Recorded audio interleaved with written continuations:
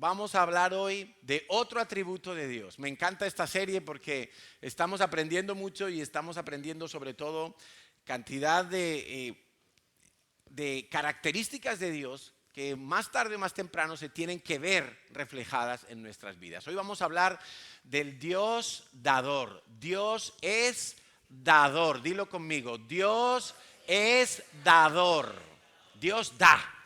Esa es una naturaleza de Dios. Dice en Santiago 1, verso 2.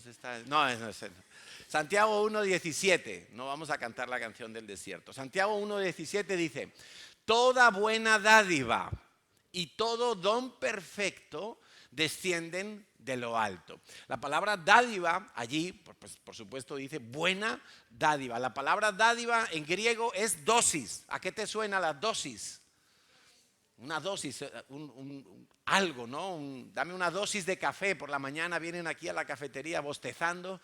Ay, dame mi café. Algunos lo piden en vena, pero no, se lo damos en vaso. Dosis. Dosis es un regalo, es un obsequio, es una porción que Dios te da. Y lo que nos está diciendo el apóstol Santiago, el hermano de Jesucristo, dice: todo regalo, todo obsequio bueno es Dios el que lo da. Es un don que Dios da. Y a Dios le encanta dar. Dios tiene un montón de regalos.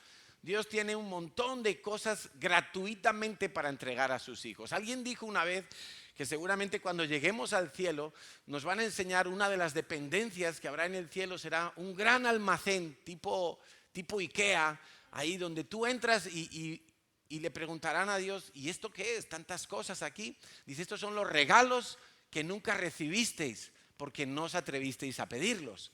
Son los regalos que se quedaron pendientes de entrega y Amazon no pudo venir a entregar. Entonces, a Dios le encanta regalar. Dios te da incluso lo que no te mereces. Esa es la gracia de Dios, que tiene muchas formas. Es la gracia y los regalos de Dios vienen de muchas maneras, pero sobre todo es interesante saber que vienen para todos los ámbitos de nuestra vida. Dice Juan 3:16, un versículo que todos conocemos, que hemos estudiado, que muchos hemos memorizado: porque de tal manera amó Dios al mundo que ha hecho ¿qué?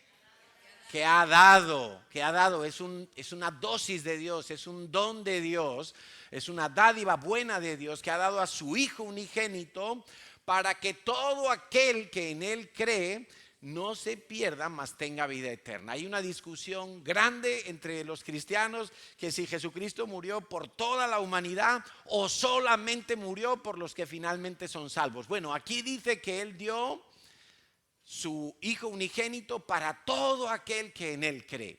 Entonces, Dios quiere que todos sean salvos. Él nos ha dado a su Hijo Jesucristo para que seamos salvos, para que tengamos vida eterna. Fíjate qué regalo tan grande, la vida eterna. Esta semana vi una noticia de un tipo multimillonario que tiene como 40 y pico años, no sé de qué país. Y el hombre se ha gastado una fortuna, tiene 30 especialistas a su disposición: médicos, psicólogos, nutricionistas, manager de entrenamiento físico y yo no sé qué más disciplinas. Tiene 30 tipos a su disposición para que se alimente y viva en las mejores condiciones posibles para prolongar su vida muchos años. Imagínate, y solo tiene 40. O sea, está obsesionado con no morir, con no envejecer, y sin embargo a su alcance tiene la fórmula de Dios o el don de Dios de la vida eterna. La Biblia dice claramente en su palabra que el que esté muerto vivirá. Aunque esté muerto, vivirá. Y si tú llegas a morir, pues en el día que venga Cristo a recoger a su iglesia, tus huesos van a resucitar y vas a recibir un cuerpo nuevo. Y ese cuerpo ya no morirá nunca más. Amén. Esa es la manera que Dios tiene de hacer las cosas. Dios no es tacaño, Dios no es escaso. La naturaleza dadora y generosa de Dios es fruto de su amor. Lo acabamos de leer. De tal manera amó Dios. Lo que mueve el corazón de Dios es el amor, y el amor lleva a dar. Por eso, si tú conoces una persona tacaña, no te cases con ella, porque te ama poco. Si te ama de verdad, no es escaso. Si tiene una medida pequeña para contigo, entonces es que ama poco. Y de la misma manera te está dando poco. Eso valga para como una pista para los que están orando por un esposo, por una esposa. Bueno, es interesante y venimos diciendo en esta serie, alguno viene y me pregunta, oye, ¿fulanito diezma? Pues si no diezma y es escaso con Dios, ¿qué va a hacer con la esposa? Bueno, es interesante y venimos diciendo en toda esta serie que esos atributos de Dios tienen que reflejarse en nuestra vida. Se van a ir mostrando cada vez más en nuestra vida en la medida que yo camino con Dios. Pero a veces ocurre algo, yo le llamo el síndrome de ya lo hice.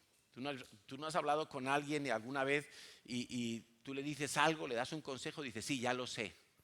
Sí, eso ya lo sé. Eso que me estás diciendo ya lo sé, ya lo he oído.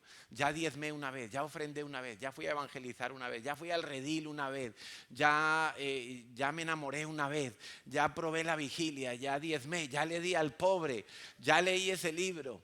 Yo eso ya me lo sé, ese tema ya lo he escuchado.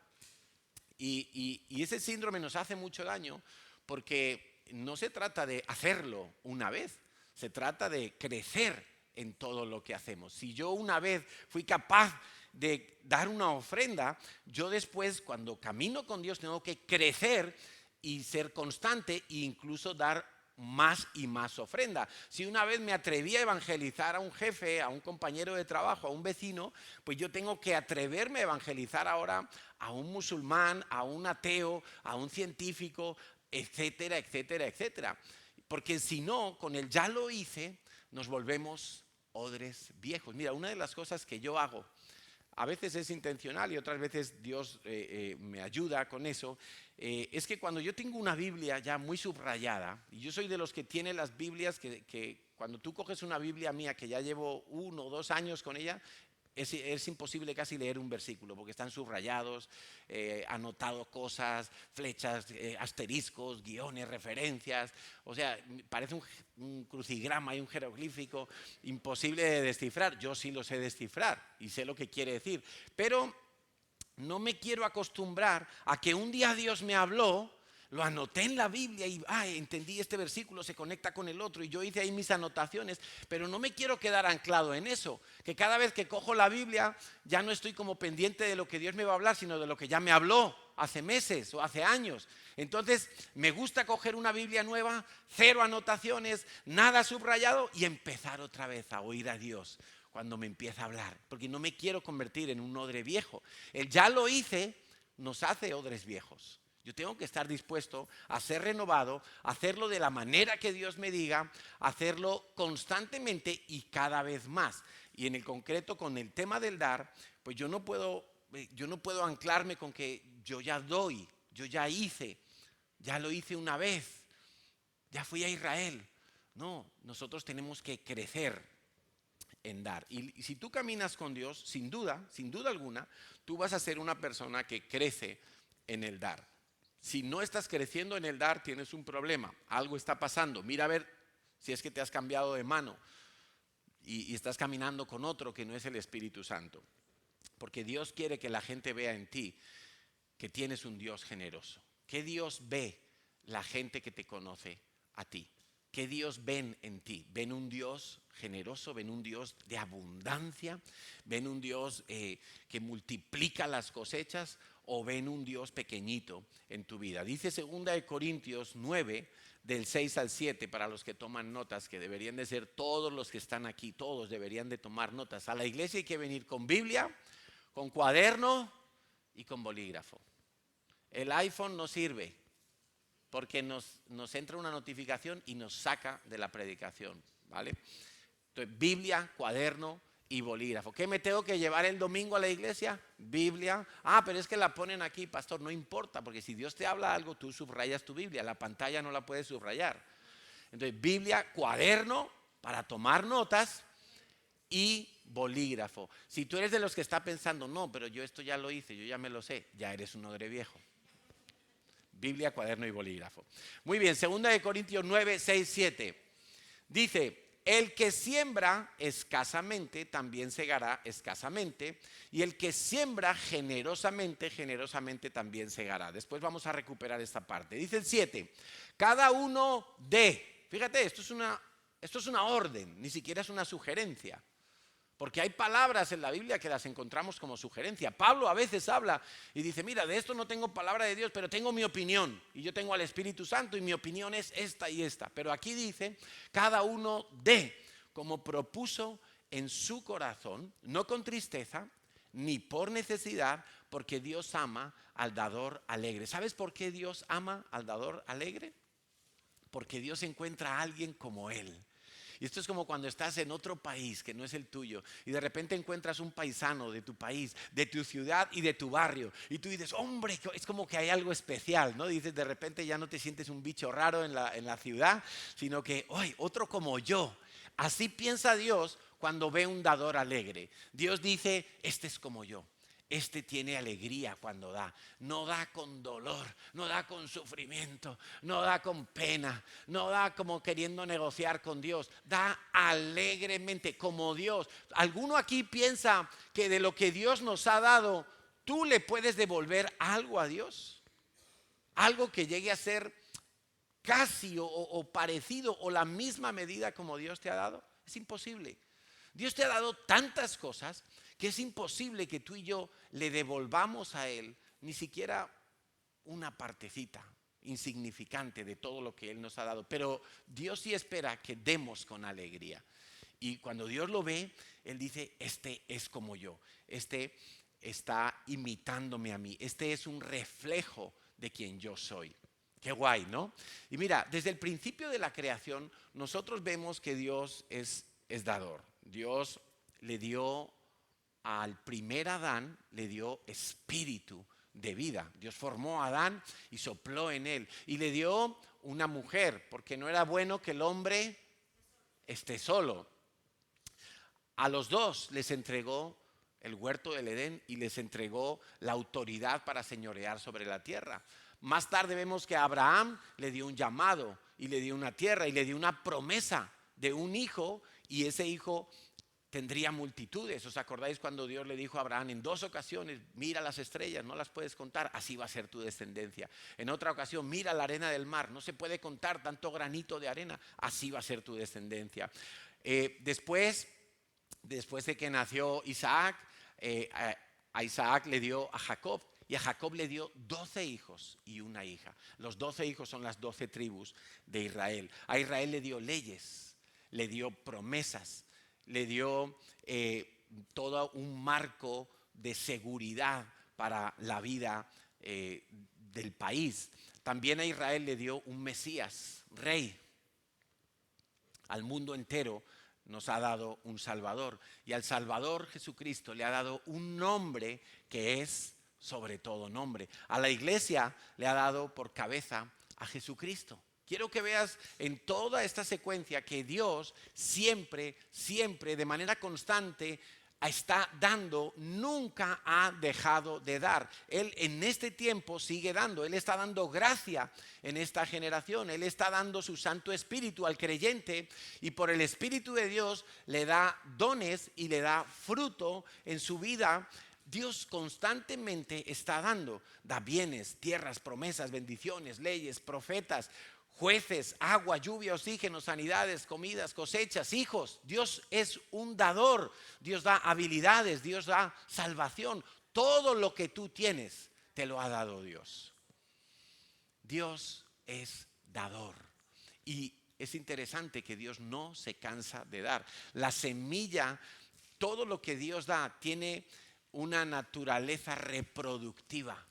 Todo lo que Dios da tiene una naturaleza que puede multiplicarse y puede extenderse a la siguiente generación. Los árboles que vemos hoy, aquí sales y vas aquí a Collserola y ves todos esos pinos. Esos pinos son descendencia de los primeros árboles que Dios creó en la tierra, que los creó con su propia semilla dentro, para que germinaran y pudieran seguir reproduciéndose. Tú y yo somos descendientes de Adán y Eva, no de Chita, ni de King Kong. Somos descendientes de Adán y Eva, porque Dios puso semilla, y es tan impresionante la semilla que Dios da, que sigue reproduciendo. Mira, tú y yo somos salvos porque la palabra de Dios es una semilla incorruptible, dice Primera de Pedro. Incorruptible. Por eso la semilla de Dios sigue salvando gente. El testimonio que llevamos a otros sigue salvando gente, porque es una semilla que no muere jamás. Siempre tiene vida, y tiene vida para dar a otros vida. Ahora bien, hoy nos vamos a fijar, hoy prometo predicar un poquito más corto. Son las 12:26. Es que el otro día se me paró el reloj. Hoy nos vamos a fijar en dos cosas que Dios nos ha dado. Una es la fe y otra son los dones. Una es la fe y otra son los dones. Dos cosas súper guays que Dios nos ha entregado a todos nosotros. Romanos 12:3 nos enseña que todos tenemos una medida de fe.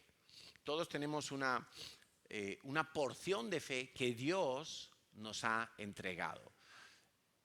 Tú no tienes una fe propia. La fe que tú tienes es algo que Dios ha dado, ha depositado en tu vida. La fe no nace por generación espontánea. La fe no es, tú no la puedes producir. La fe te la ha dado Dios. Es un regalo de Dios. Si tú crees en Jesucristo, si tú hoy en día estás creyendo las promesas de Dios y tu nivel de fe está aquí, pues es porque Dios te dio una medida de fe. Ahora, lo interesante de eso es que esa medida puede crecer, y puede crecer en base a la fidelidad, en base a lo fiel que tú seas al manejar esa medida de fe. Acuérdate de la parábola de los talentos, ¿no? Que uno recibió 1, otro recibió 2, otro recibió 5, pero solo los que fueron fieles obtuvieron dosis extra, medida extra. Muy bien. ¿Y cómo sé si yo estoy siendo fiel con la palabra de Dios? Yo sé que estoy siendo fiel con la palabra de Dios cuando yo estoy haciendo lo que creo. Santiago 2:23, que nos expone todo el capítulo 2 de Santiago, nos habla de la fe con obras, de la fe sin obras, cómo se maneja todo eso. Y sentencia, dice el versículo 23, la fe se perfecciona por las obras. De manera que nos está diciendo que una fe sin obras es una fe muerta, no te sirve para nada. Es un coche sin gasolina, no te sirve para nada. La fe se perfecciona, se madura, se vuelve más y más fuerte, crece por medio de las obras. Si tú hoy tienes esta medida de fe y tu fe te llega para hablarle a tus amigos, pero no quizá para hablarle a alguien en el autobús o en el metro, no pasa nada. Si tu fe te llega para hablarle a tus amigos, háblale a tus amigos. En la medida en que le hables a tus amigos con los que tienes más confianza y te abres más fácilmente, tu fe va a crecer, se va a hacer fuerte, se va a perfeccionar, y vas a poder hablar en el autobús. Y vas a poder hablar en el metro, y vas a poder hablar a un desconocido. Y más adelante, quién sabe si vas a poder hablar en un estadio. Pero tienes que ser fiel con la medida que hoy tienes. Ahora bien, creer no es lo mismo que tener fe. Todo el mundo cree en algo. La Biblia dice que los demonios creen. Santiago 2:19 dice que los demonios creen que Dios es uno. Imagínate. Los demonios creen que Dios es uno y tiemblan cuando ven a Dios, pero no le obedecen. Ellos siempre quieren estar rebelándose y dañando todo lo que tenga que ver con Dios y la creación de Dios, pero ellos creen, pero no tienen fe, porque la fe se perfecciona ¿cómo? ¿Cómo? Por las obras, por la obediencia. Si yo digo que tengo fe, pero no tengo obras, Dios dice, error, esto está mal.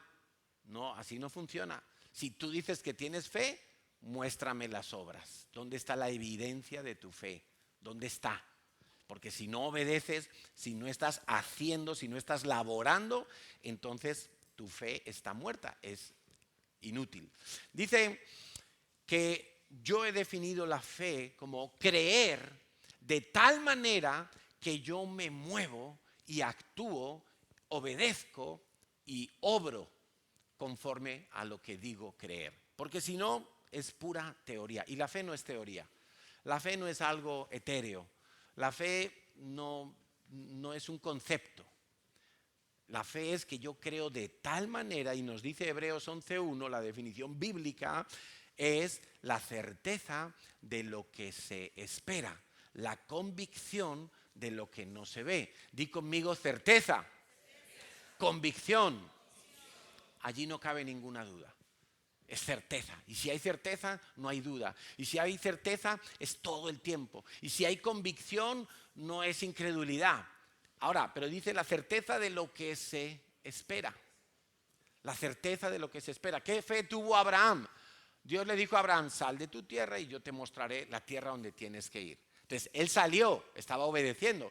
¿Pero qué estaba esperando? ¿Él qué estaba esperando? Estaba esperando la tierra prometida. Dios le dijo, te voy a dar un hijo. Pasaban los años. ¿Qué estaba esperando él? Dios me va a dar un hijo. Él en ningún momento dudó que eso se iba a cumplir. Trató de ayudar a Dios, que es lo que nos pasa a nosotros a veces, que con la carne queremos ayudar a Dios. Y entonces Abraham dijo, bueno, pues si Dios ha dicho que me va a dar un hijo y mi mujer no se queda embarazada y ya es muy mayorcita, pues voy a dejar embarazada a la esclava.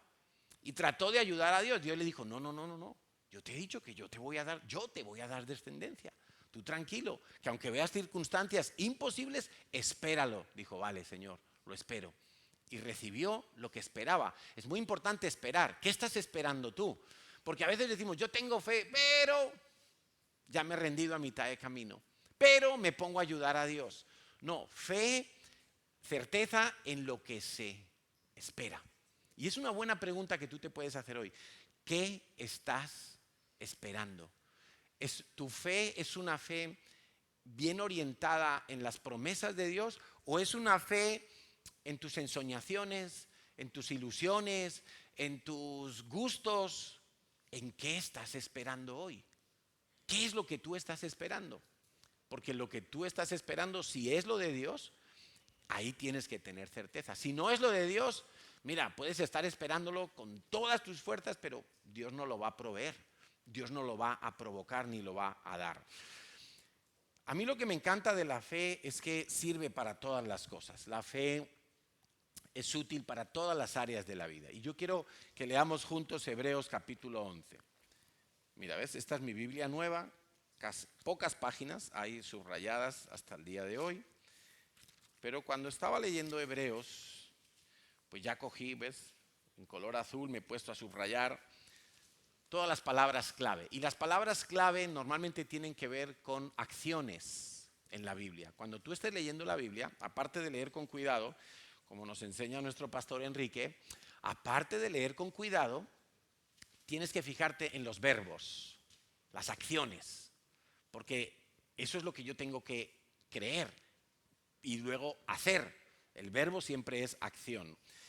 Muy bien, dice el versículo 1 de Hebreos 11, lo acabamos de leer, es pues la fe, la certeza de lo que se espera, la convicción de lo que no se ve. Mira qué interesante. Por ella alcanzaron buen testimonio los antiguos. Está hablando de los grandes hombres de Dios en el Antiguo Testamento, antes de Jesucristo. O podríamos decir, los antiguos para nosotros son todos los que han creído en el Señor antes de nosotros hasta ayer. Y dice que por la fe alcanzaron buen testimonio. Ahora, he descubierto algo interesante, y es que la palabra testimonio aquí no es subirse en una caja y contar lo que me ha pasado.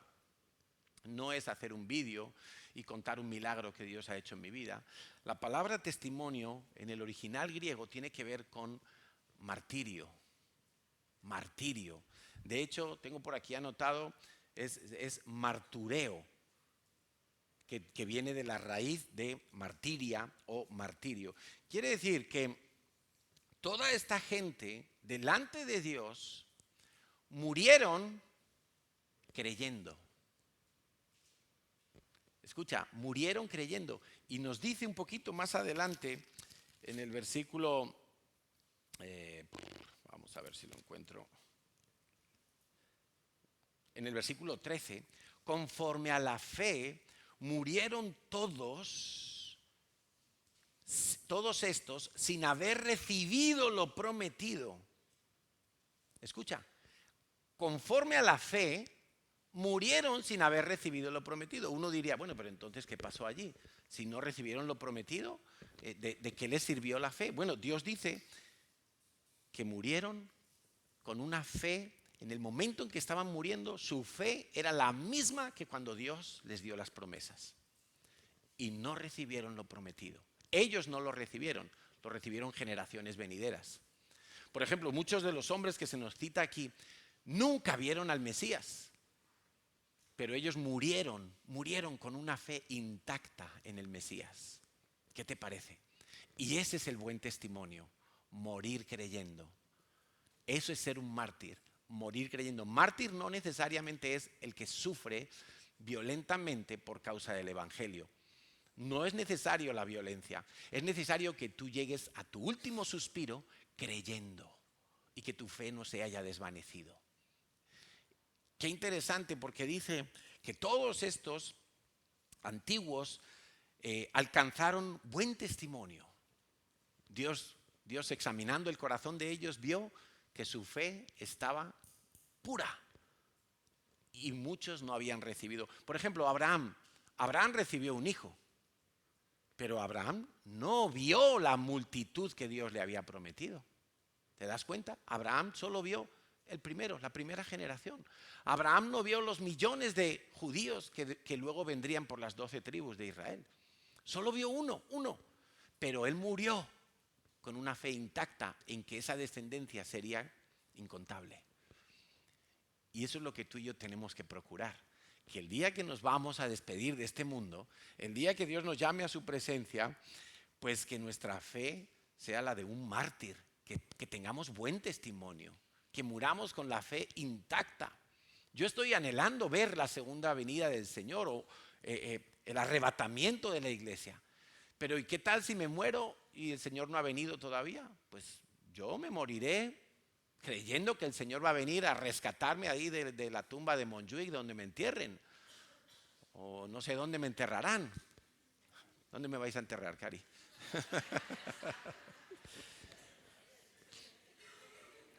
Bueno, mi abuela está enterrada en el Escorial, por si acaso. Dice el versículo 3. Y mira, la fe sirve para todas las áreas de tu vida.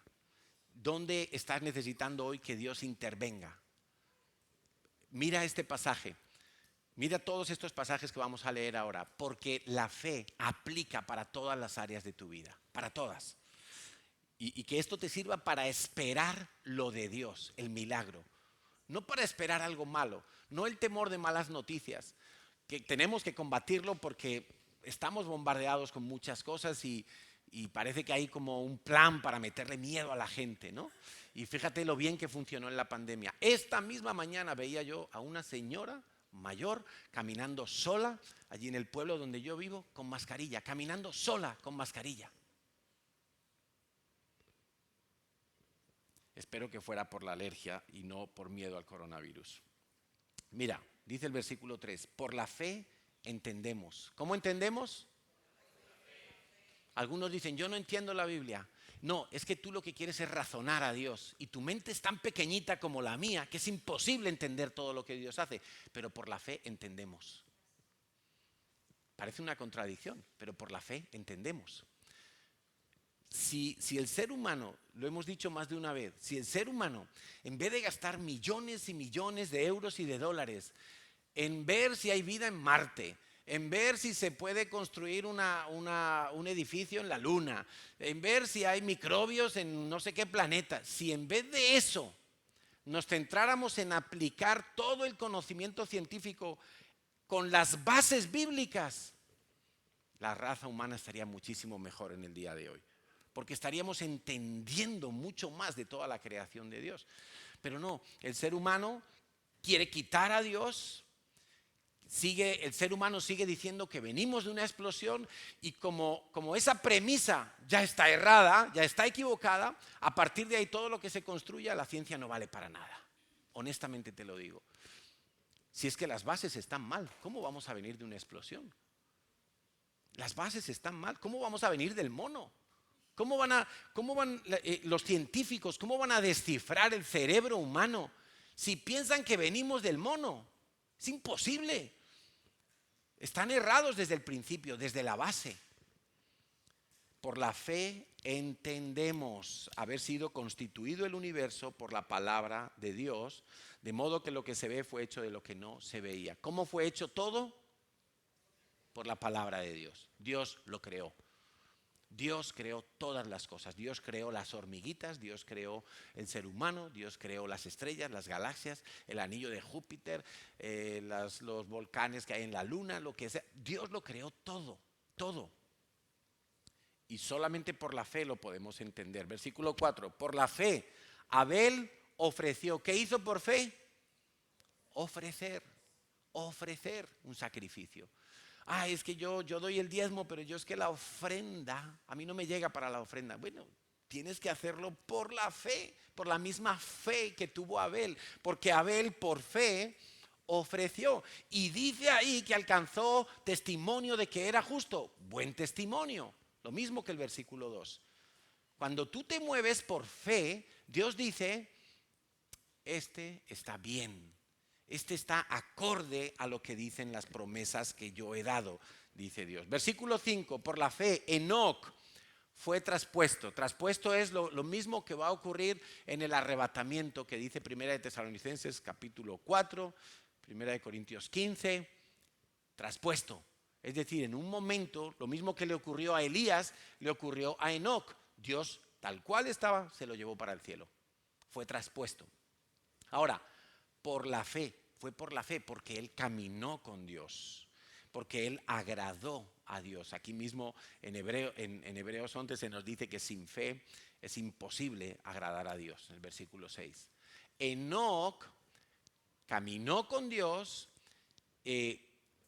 parece ser, según los libros extrabíblicos, que Enoc era un hombre que se retiraba para tener cada vez más sabiduría de Dios, se retiraba de toda la civilización para estar con Dios, para aprender de Dios y después volver a estar con los suyos, impartir justicia, impartir sabiduría, y cada vez el tiempo que pasaba con Dios era mayor. Yo creo que Dios vio tanto anhelo en ese hombre de estar con Dios que lo traspuso.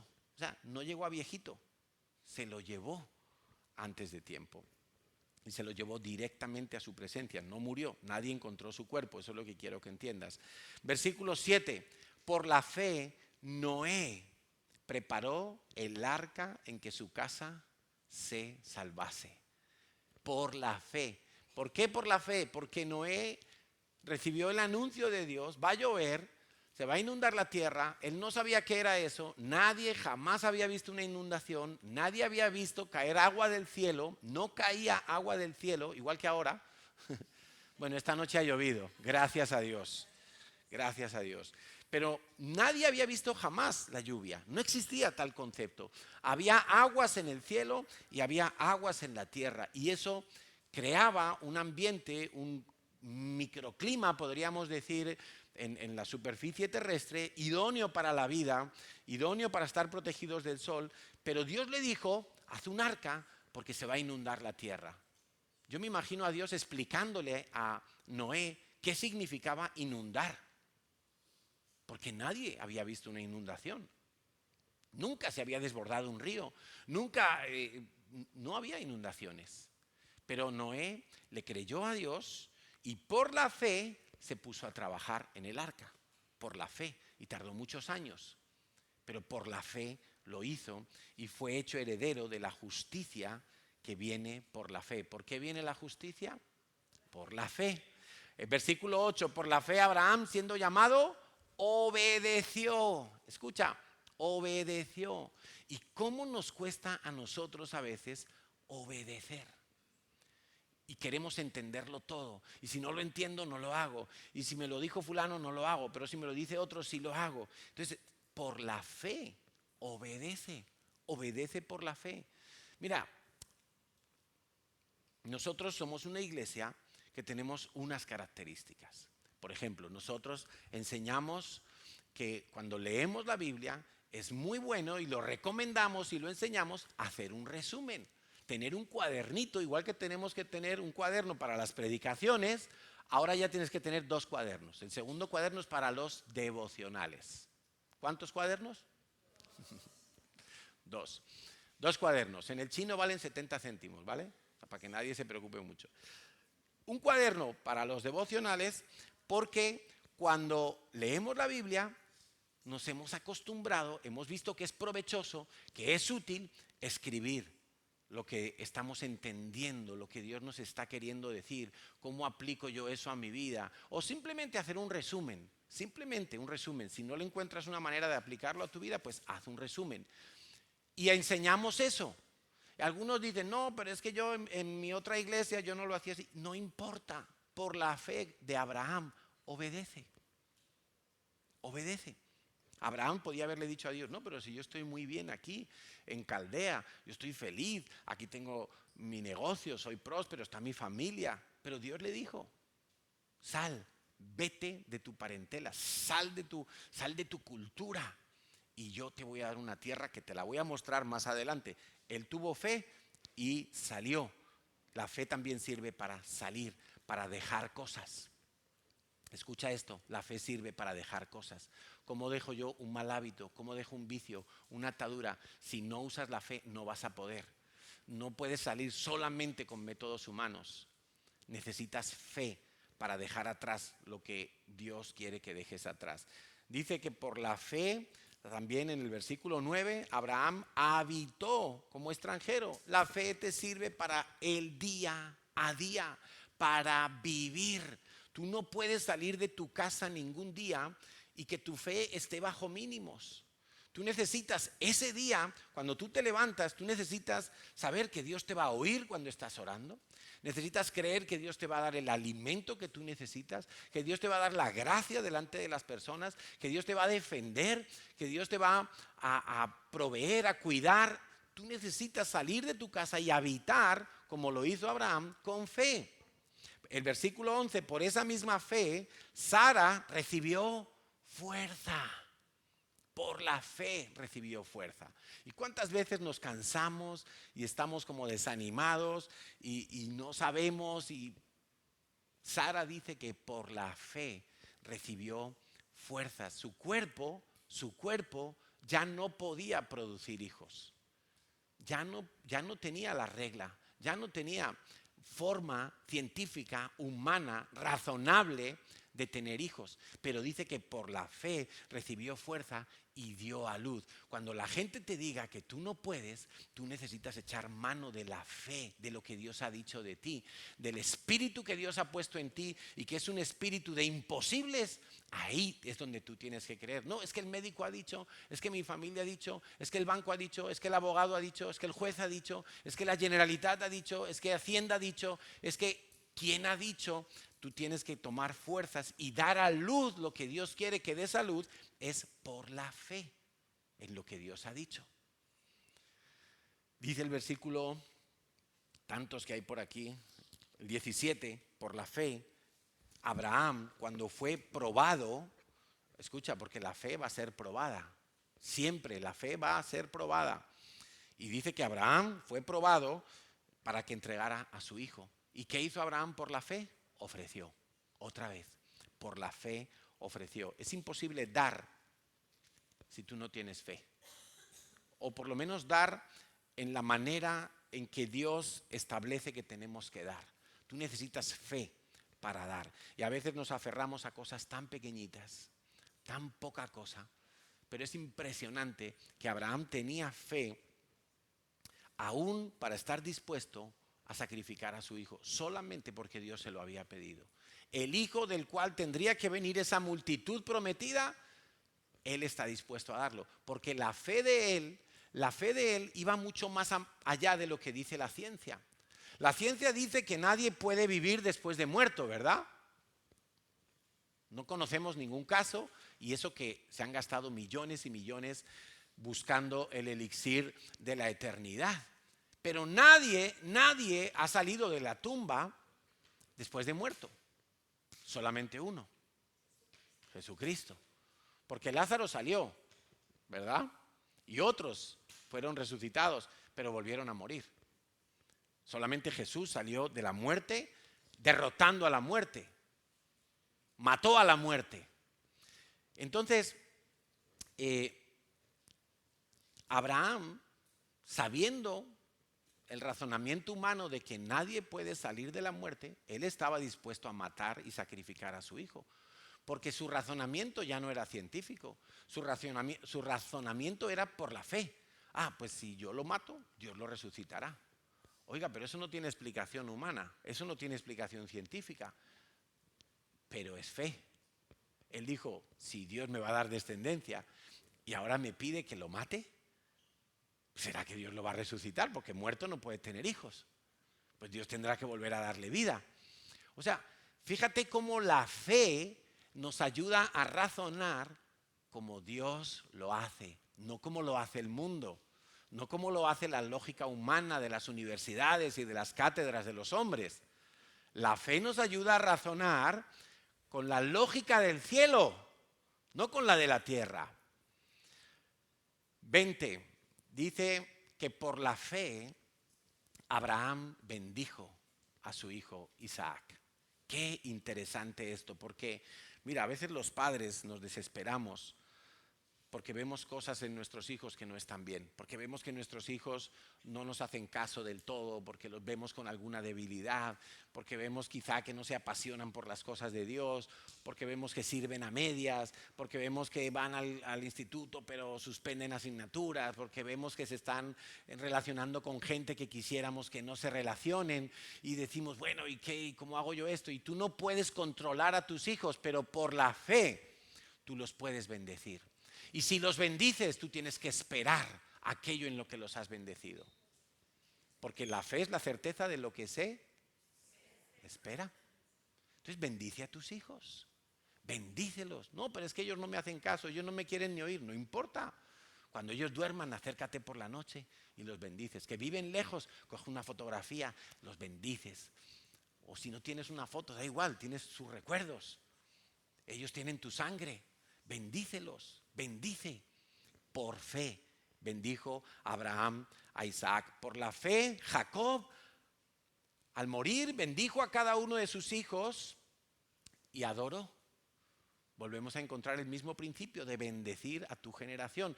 Pero también dice que por la fe, Jacob, cuando estaba muriendo, adoró a Dios. Y a veces la gente no adora porque dicen, ¿para qué sirve adorar? Porque tengo que levantar las manos, porque yo tengo que alzar mi voz, es que me da vergüenza, es que yo canto mal, es que, por favor, no vayas más allá de lo que Dios ha dicho. Por la fe, Jacob adoró. Cuando estaba muriéndose, no se acordó del testamento, no se acordó de si se habían dejado la luz encendida. Por la fe adoró a Dios.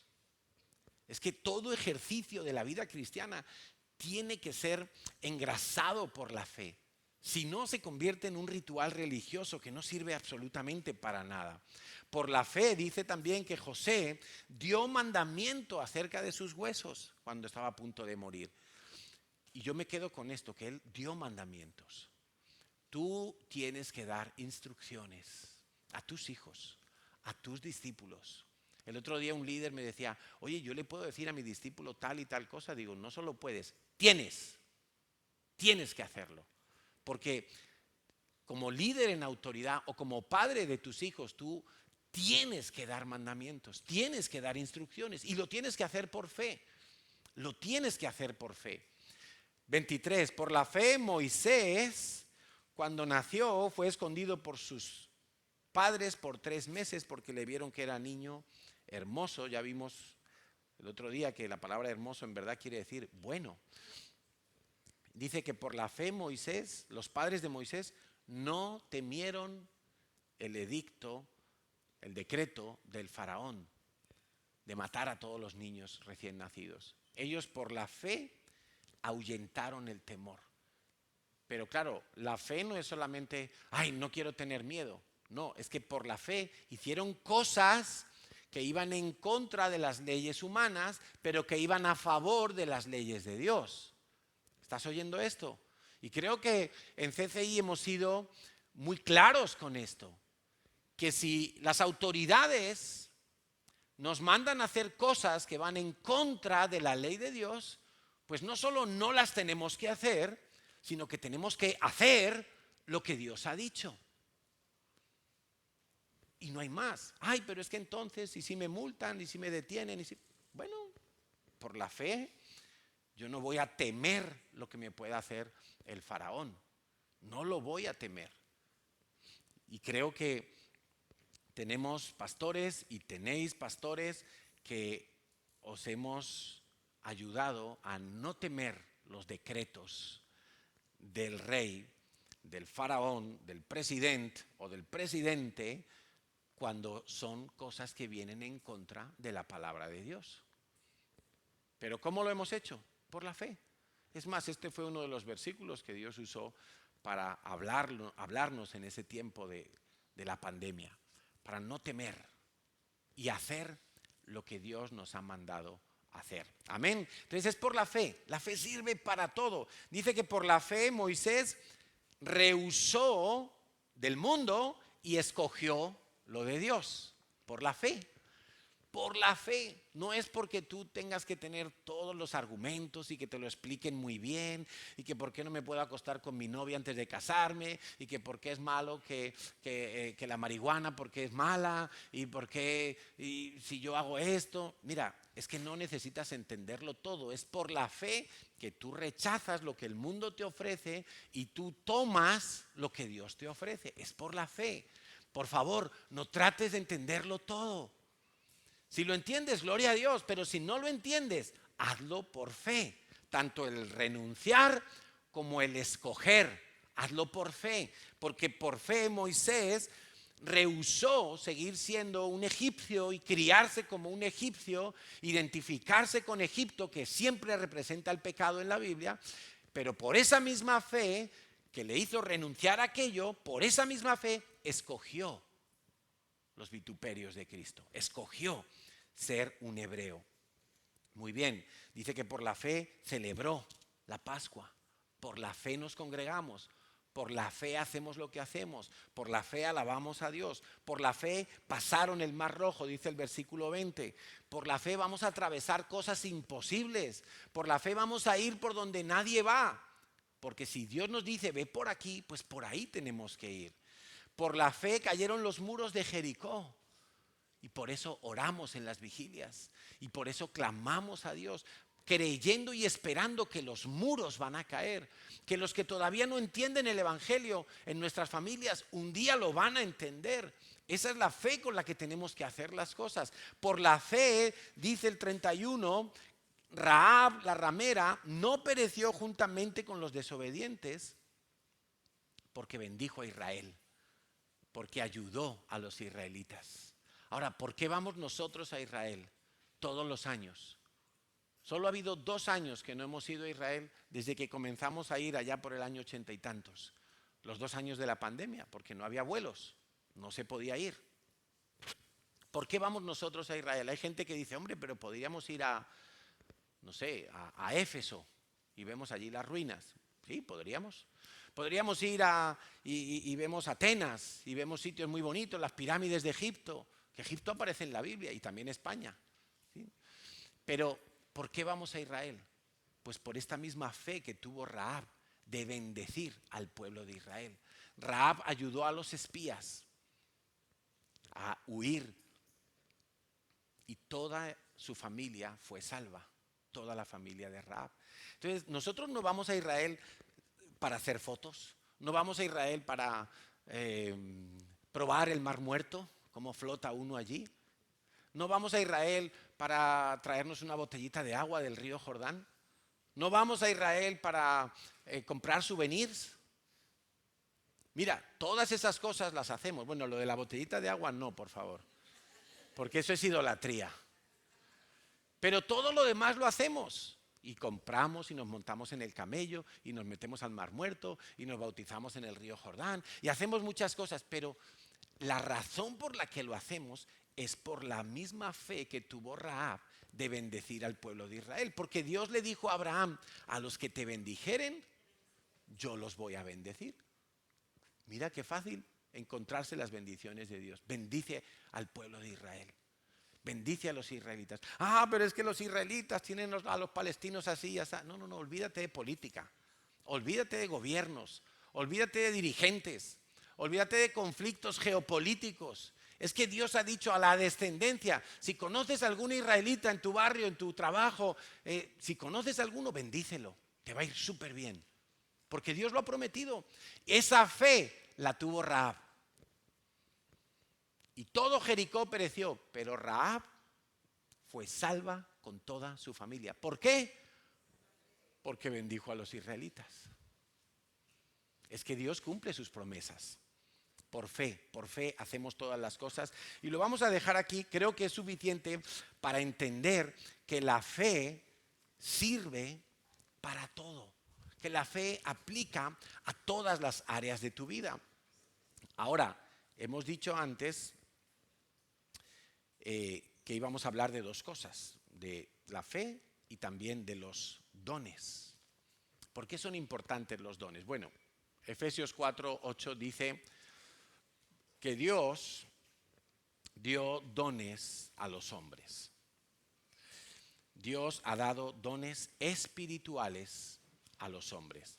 Dice Romanos 12 y 1 Corintios 12, las dos, nos dan una lista de dones espirituales y quiero que sepas que tú tienes alguno de los dones que Dios ha dado a sus hijos. Si tú has nacido de nuevo, si tú tienes a Cristo Jesús en tu corazón, tú tienes algún don. Aquí encontramos dos listas. En la primera lista, en Romanos 12, nos habla de profecía, servicio, enseñanza, exhortación, dar, liderazgo, misericordia. En 1 Corintios 12 encontramos palabra de sabiduría, palabra de conocimiento, fe, sanidad, milagros, profecías, discernimiento de espíritus, hablar en lenguas, interpretación de lenguas, sanidades, ayuda, administración. Bueno, Dios nos ha dado una cantidad de riquezas extraordinarias que son los dones del Espíritu. Cuando nos hemos saludado al principio, hemos dicho al de al lado, yo te necesito, porque el don que Dios ha puesto en ti me hace falta a mí. Porque cuando estamos juntos y los dones espirituales están trabajando, es como un engranaje, como ¿cómo se llama lo de la bicicleta? Los piñones del engranaje, están trabajando juntos.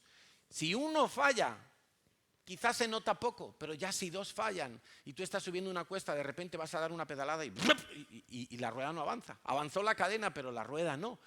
Por eso necesitamos que todos los piñones estén bien afilados, bien engrasados y juntos estamos en un engranaje, de manera que todos los dones están funcionando a la vez.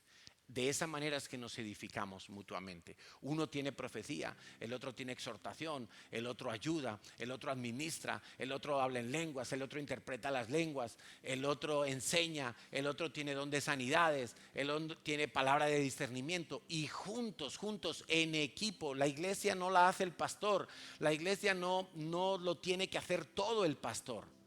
A veces hay gente que viene y me dice, ay pastor, se acabó el papel higiénico. Y digo, ¿y a mí qué me dices? Si yo solo me encargo de pagarlo.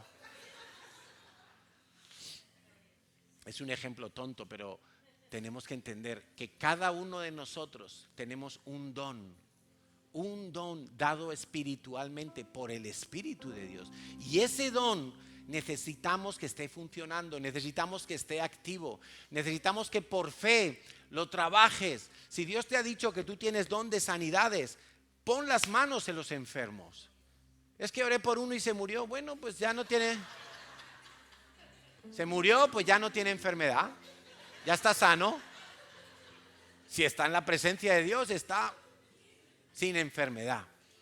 Pero atrévete. Y mira, a lo mejor primero te atreves a orar solamente por alguien que le duele la cabeza, pero no te atreves a orar por un cáncer. Bueno, pero es que la fe se va desarrollando, el don se va desarrollando también. Sé fiel, empieza a usarlo, empieza a ministrar. Es que yo tengo el don de evangelismo, pues empieza a evangelizar. Es que yo tengo el don de enseñanza, empieza por tus hijos. Es que yo tengo el don de servir, te quiero ver recogiendo sillas, recogiendo papeles que están caídos.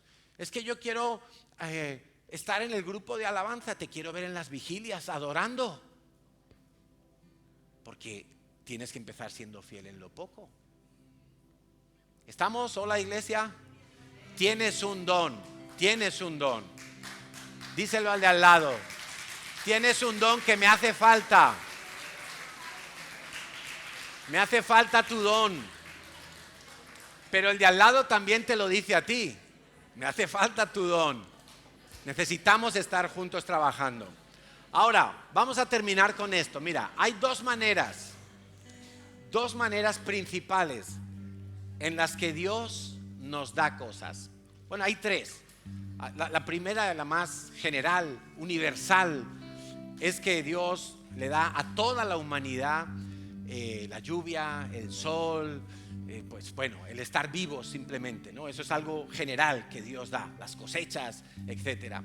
Pero Dios ha establecido para sus hijos dos maneras principales para Él darnos, para que su naturaleza dadora se pueda ver en nuestras vidas. La primera es, ¿tienes para tomar nota o no? Vale.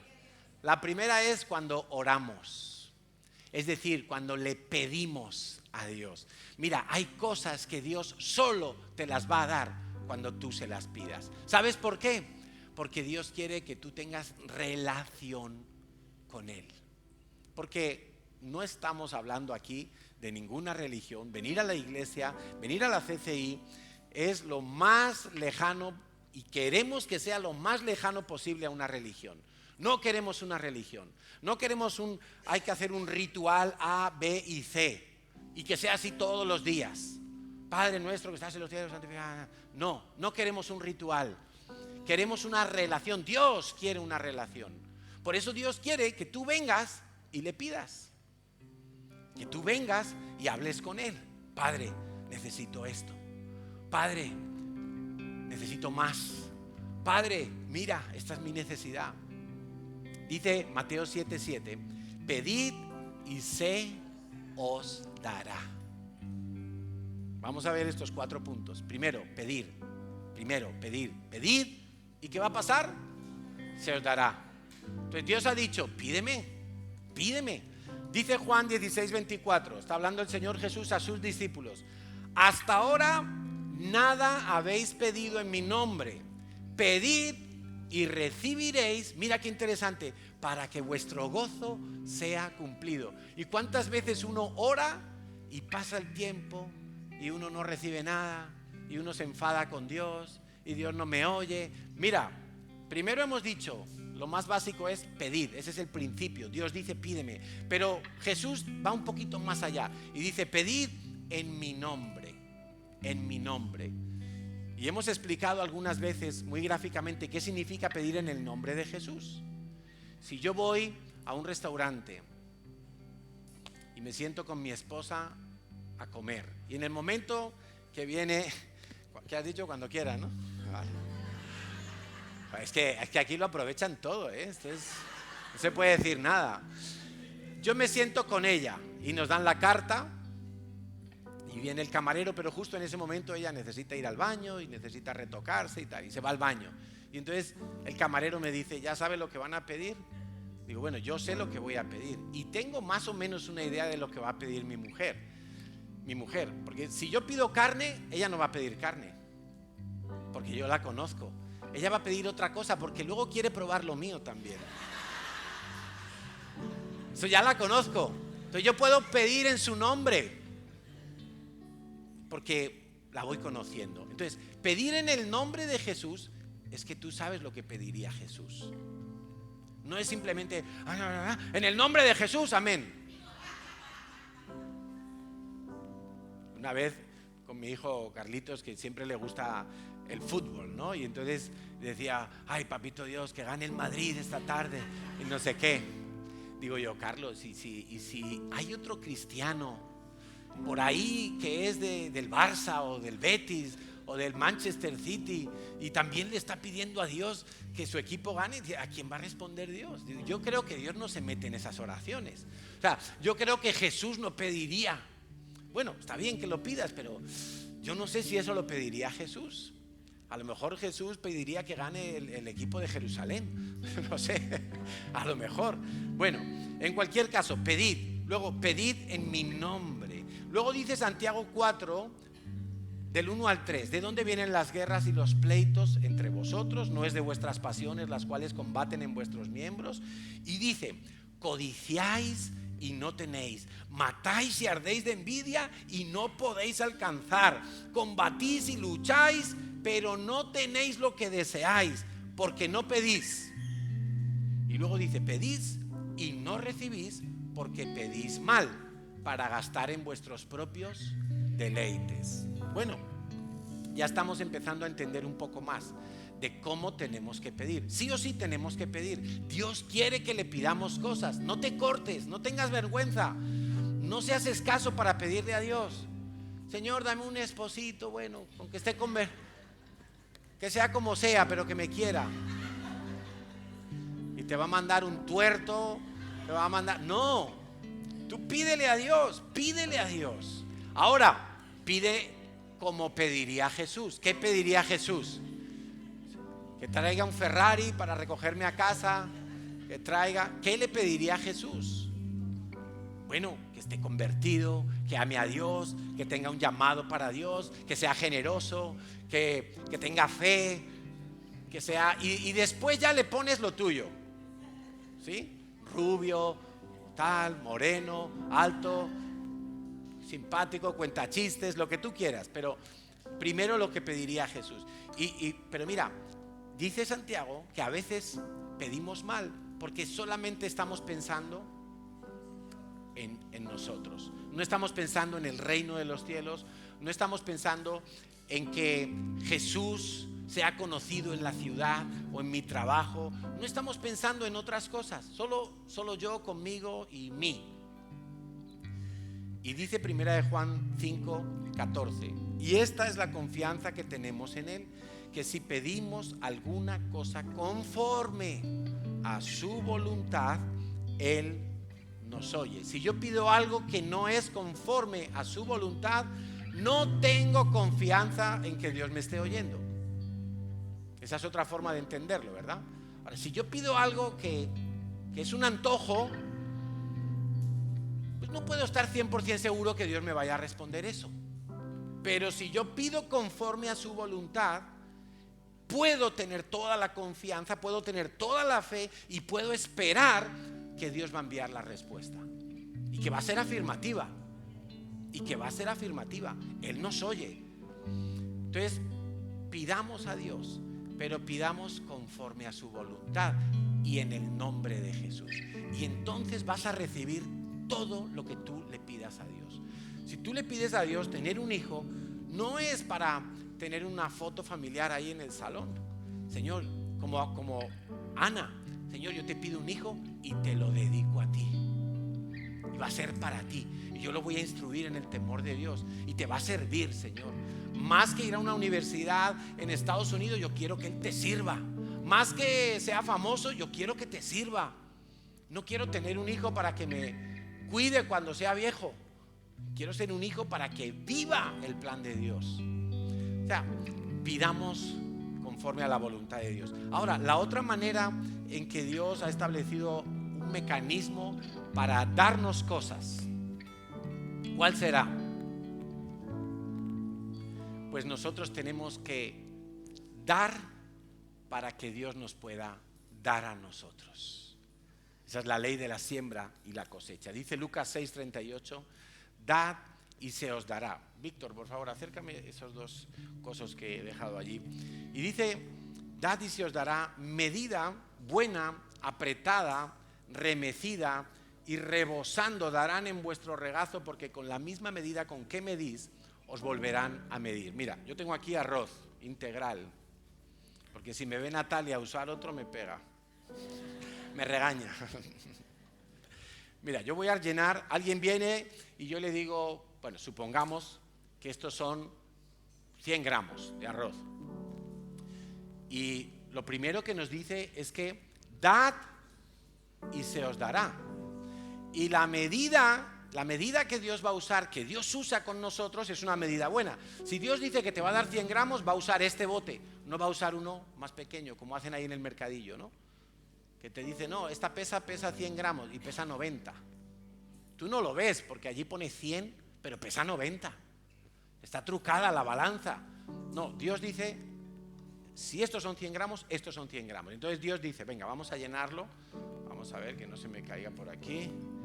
El arroz, lo llenamos, tin. Dice medida buena. Vale, muy bien. Tenemos hasta aquí.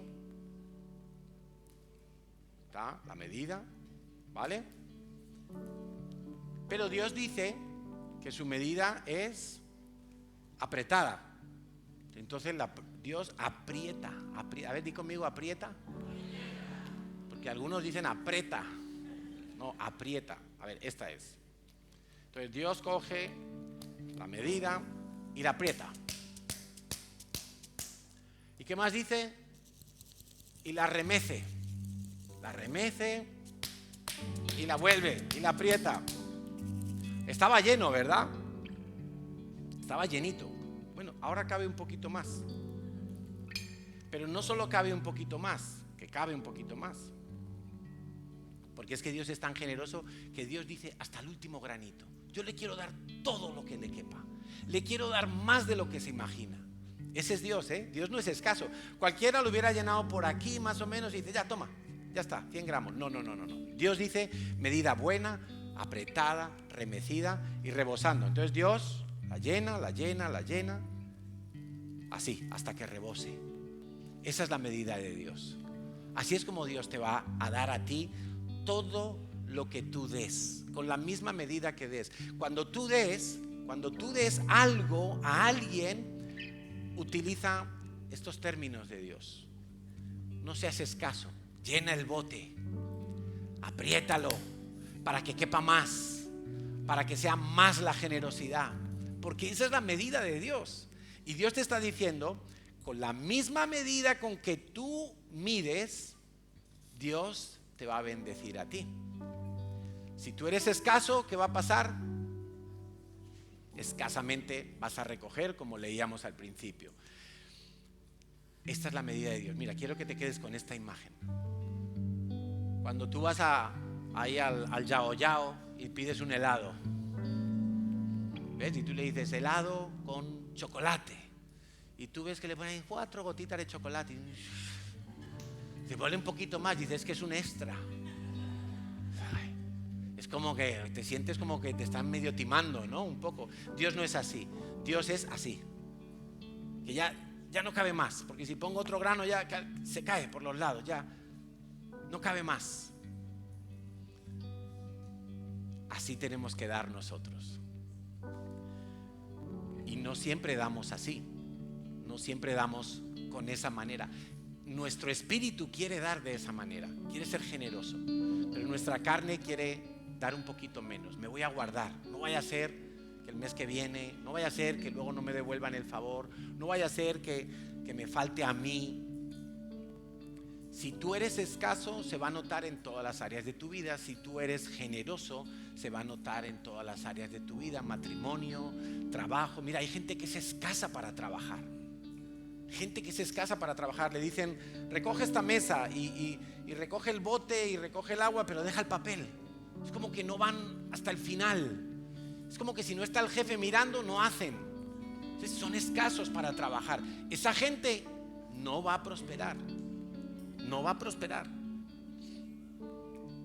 O son escasos en la puntualidad, al llegar o al marcharse. Entonces, no seas escaso. lo que seas se va a notar en todas las áreas de tu vida, en la educación, en el esfuerzo, en la ofrenda, en el servicio, en tu matrimonio, en tu generosidad, en tu compromiso, en tu carácter, en tu crecimiento, en el fruto que das. Se va a notar en todo.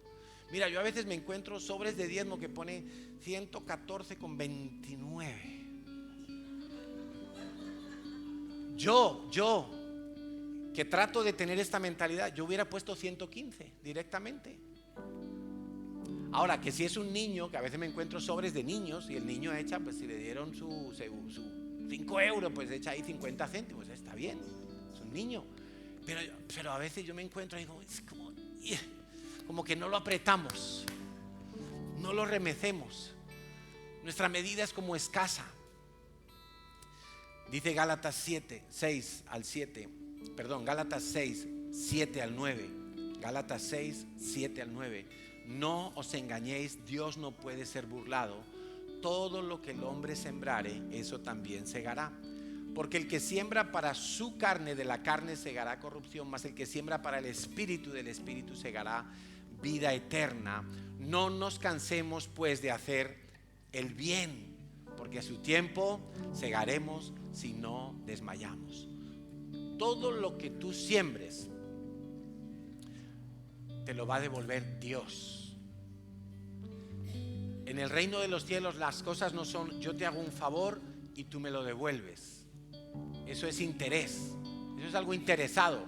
No, Dios dice, tú haz el bien, tú da, y da con esta medida abundante, da más de lo que te han pedido, da al que no te puede devolver, porque Dios se va a glorificar entonces. Porque si solo le haces el favor a los ricos, si solo vas buscando el favor del que te lo puede pagar de vuelta, entonces eso es interés, eso es negociando. No, dale al que no te puede devolver, como hizo Dios con nosotros. Dios nos dio a nosotros sabiendo que nosotros jamás le podríamos pagar. Ni con 20 vidas trabajando le podríamos pagar a Dios la salvación. Nunca. Pero Dios dio, y dio alegremente. Y Dios dice que cuando nosotros damos así, nosotros vamos a tener gozo. Vamos a estar gozosos. Y lo más importante, lo más interesante es que vamos a ver la manifestación de Dios. ¿Oramos?